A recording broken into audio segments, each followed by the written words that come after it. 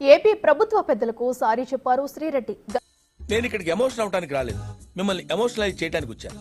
గతంలో చంద్రబాబు, పవన్ అనితపై చేసిన వ్యాఖ్యలకు సారీ చెబుతున్నట్టు ప్రకటించారు. జూన్ 4 తర్వాత చూస్తాను. నా ఏకలు వేకండి.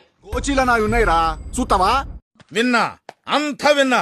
నువ్వేమన్నావో నేను విన్నా, మన పెద్దలు విన్నారు. ఇది గుర్తుపెట్టుకో, తర్వాత మాట్లాడుకుందాం. అంటే బిడ్డ లోకేష్ నిన్న మొన్న రాజకీయాల్లోకి వచ్చిన ఎల్లులపై గాడు నువ్వు. లోకేష్ గారు మీకు సారీ. తొక్కేశారమ్మా, లోకల్ పాలిటిక్స్ టాలెంట్ అంతా తొక్కేశారమ్మా. అలాగే మీ అమ్మగారికి, మీ భార్య గారికి సారీ.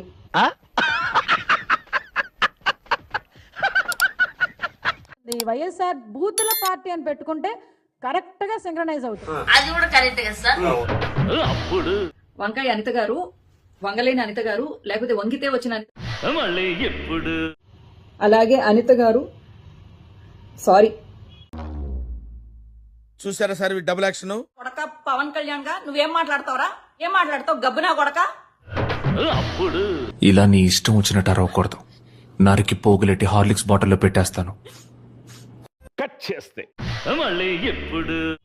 అలాగే పవన్ కళ్యాణ్ గారు సారీ. మీ కుటుంబ సభ్యులకు కూడా సారీ. జగన్ తిట్టమంటేనే తాము బూతులు తిట్టామని, తమకేం సంబంధం లేదని అంటున్నారు.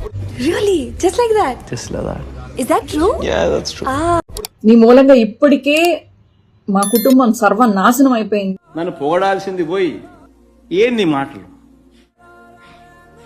ఏపీపీ బ్రేకప్ నీకు నాకు అయిపోయింది. ఇంకా నాకు భవిష్యత్ ఏమీ లేదనుకోండి. నేనేం పెళ్లి పెటాకులు ఇవన్నీ అని అనుకోవట్లేదు. అసలే పెళ్లి కావలసిన తొక్కి జారిపోతున్నాయి. ఏం సరిపోతున్నారా?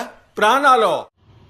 లీడర్స్ కి మధ్యలో జరగాలని నేను ఒక సలహా ఇస్తూ, ఎంత ఎర్రగా బుర్రగా ఉందో చూసావా అక్క? గాడిద పాలతో గానీ స్నానం చేస్తారేమో.